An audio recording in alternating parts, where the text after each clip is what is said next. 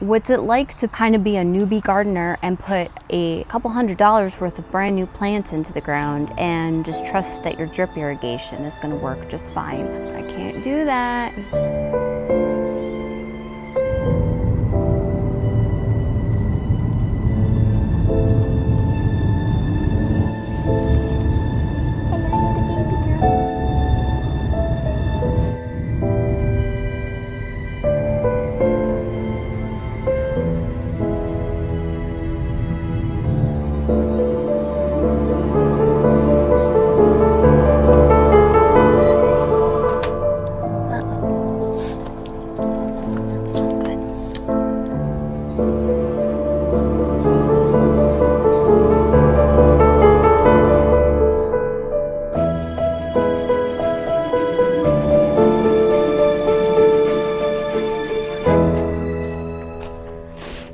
Drip has been dripping.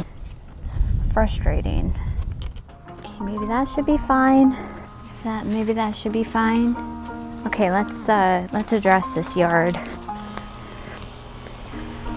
I am at our house, zone 8A, southeastern North Carolina, near the coast.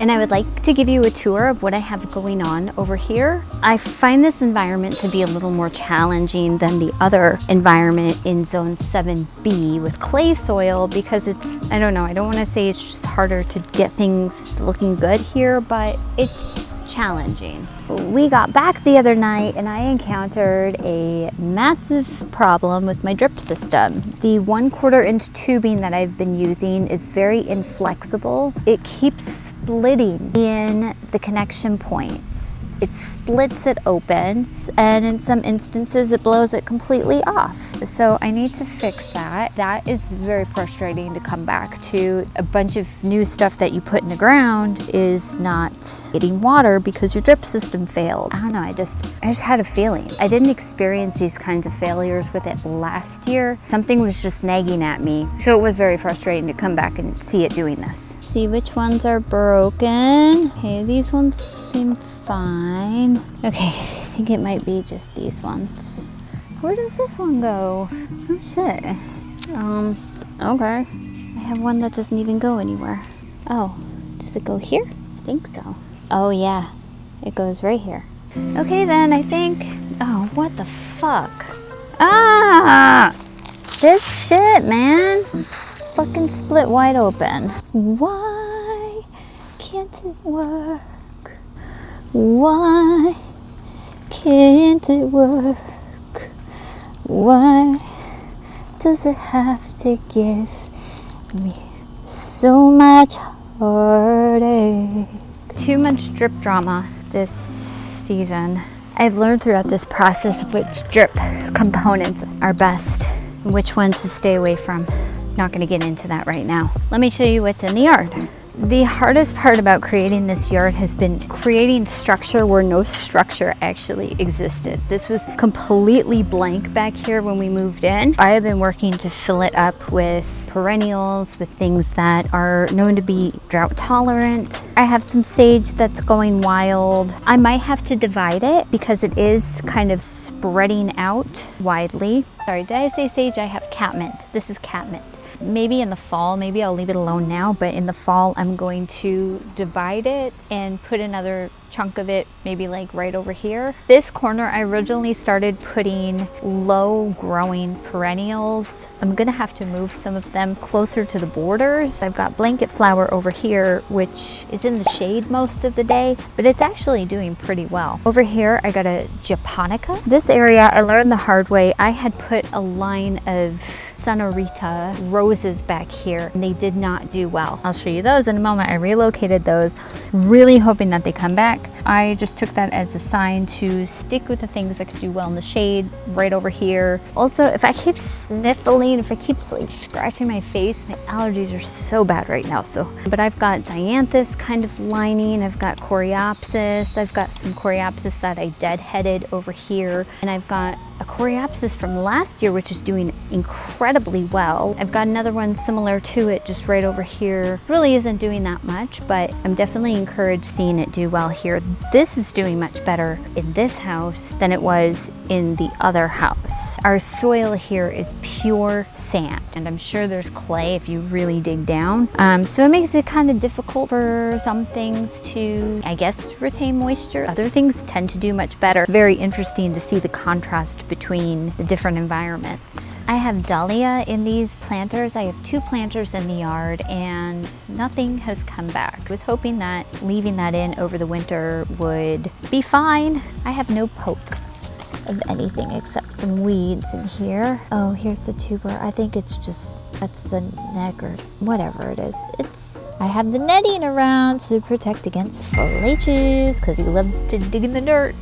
Over here I have a lantana and I'm actually kind of disappointed that it didn't come back. However, I see something. I see some stuff in there. It might actually come back. This lantana has some very beautiful, vibrant yellow and orange and red flowers. I have yarrow here. It seems to be pretty strong. I originally had these grasses in the front yard of the house, some liriope, but it is a invasive type. I can let them go a little more wild back here because they send out shoots, they send out runners. I do want it to fill up the area back here. I have some lilies. I don't remember what kind of lilies they are that I planted just right along here. I honestly couldn't tell you what a lot of this stuff is. If I see something, I say to Eric, first of all, what does it say? Because usually I have a really difficult time reading labels in the sun. I can't see very well in the sun. What is it called? How much is it? Sun or shade? Those are the things that I ask. So then most of the time I can't remember what it's even called.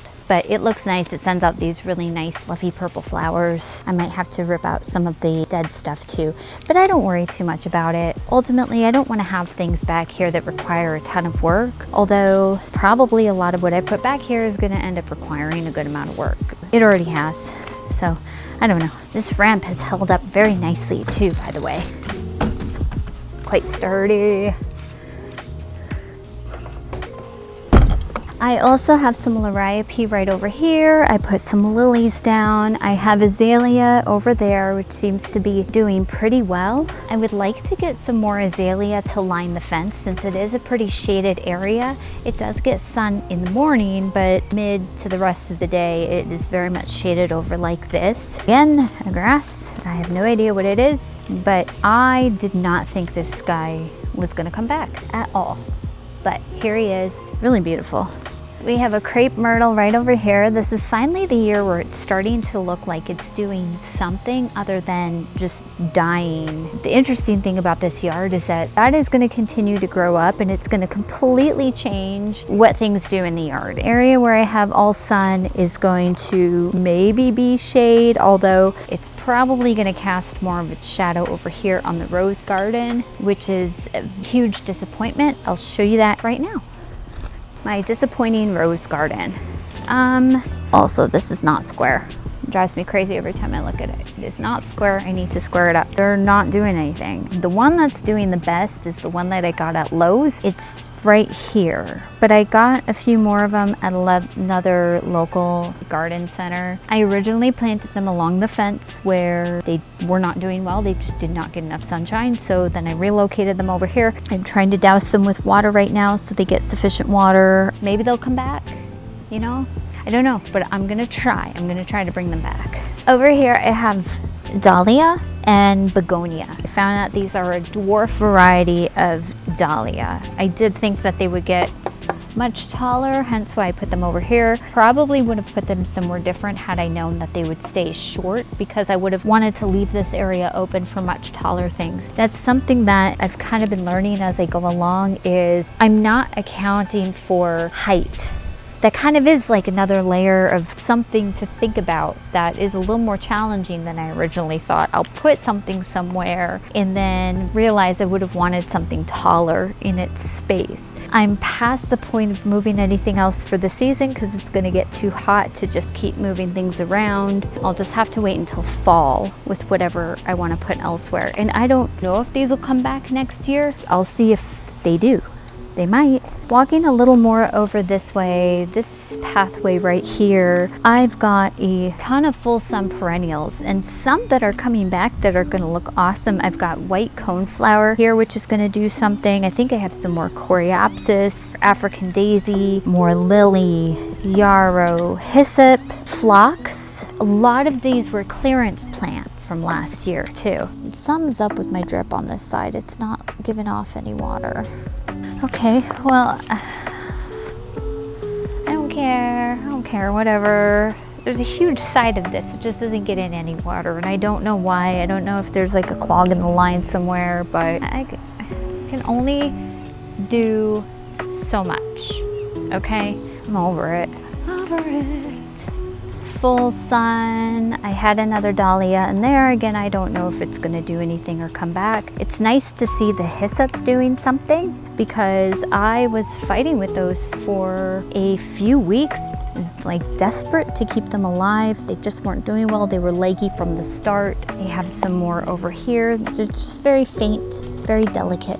I don't know what they do. I have a geranium. I didn't know geranium could look like this, but I think it's really beautiful. And back here, this is actually just a weed. It's just something that shoots up every year and I leave it there just to have a filler. But I do have azalea right there and I have an azalea right there that I do have to kind of keep an eye on that they don't get too choked out. This baby right here is a native hydrangea. I bought this yesterday, so I just transplanted her yesterday. She seems to be looking pretty good. I don't know, I'm just worried about some of this drip. I'm trying to make like little pools in certain areas where I'm not getting much of a dripping stream.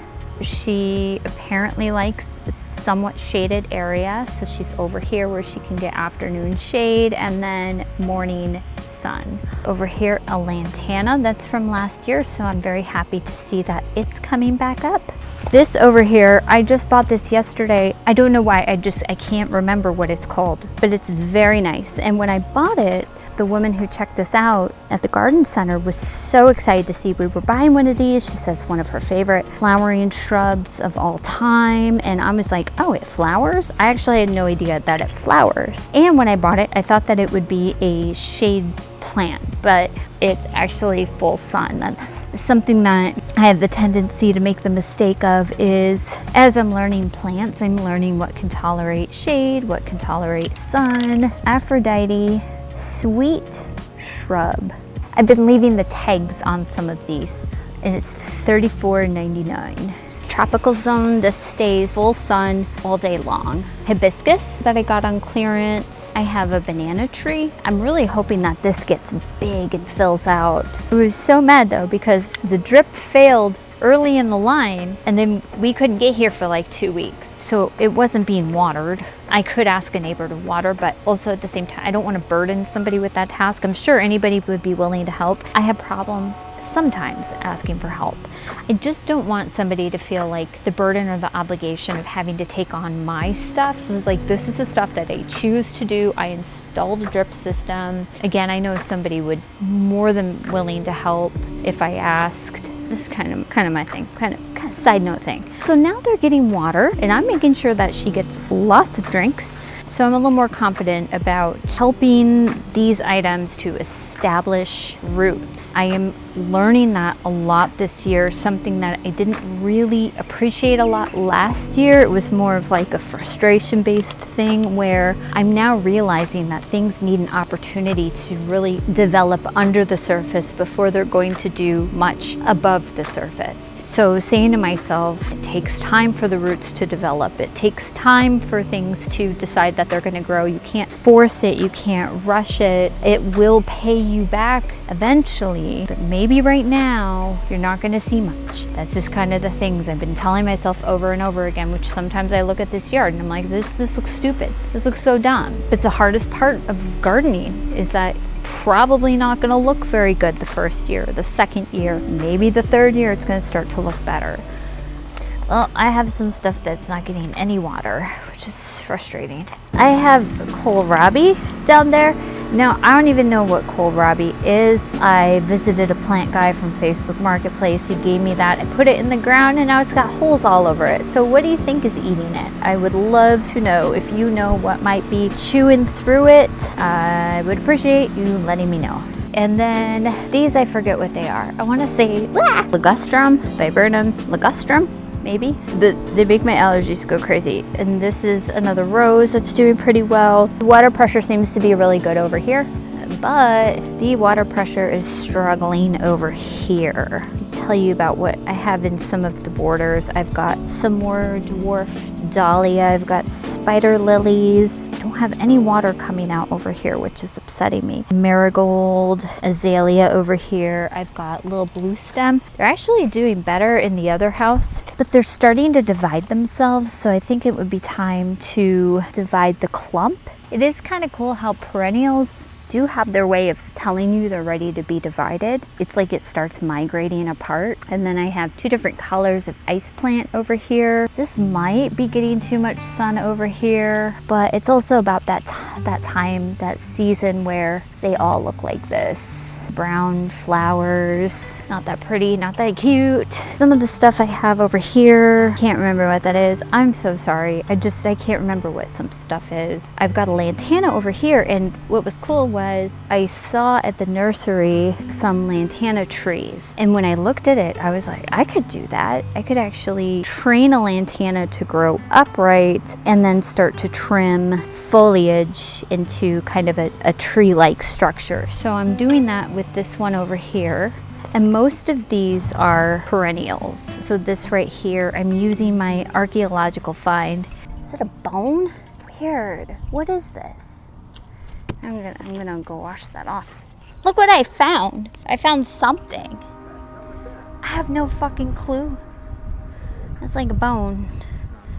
No, don't touch that. I'm gonna go rinse it off and see what the hell that is. What I might come in and do is create some sort of markings for myself of exactly where I want to have the path. So don't think I'm going to use stone because it's way too expensive. I might use some stone in this area over here underneath the arbor. Ultimately, these are my pathways. So there's one that goes over here to the shed, one that goes over here through the rose garden area, one that goes here through the arbor, the one that goes here to the fire pit area. I'm not trying to have all of this just be so many pathways, but I'm eventually just really wanting to fill all of this empty space in, have a lot of ground cover. It's gonna be slow. It's just gonna be slow.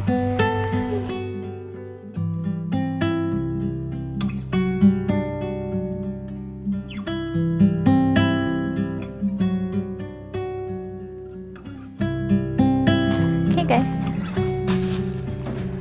Hi, baby. Oh, you're so sweet. Ow, don't be mean to me. Okay then, well, that's the beach house backyard. We'll be back here in another 2 weeks. I'm gonna leave the drip system going and hope for the best.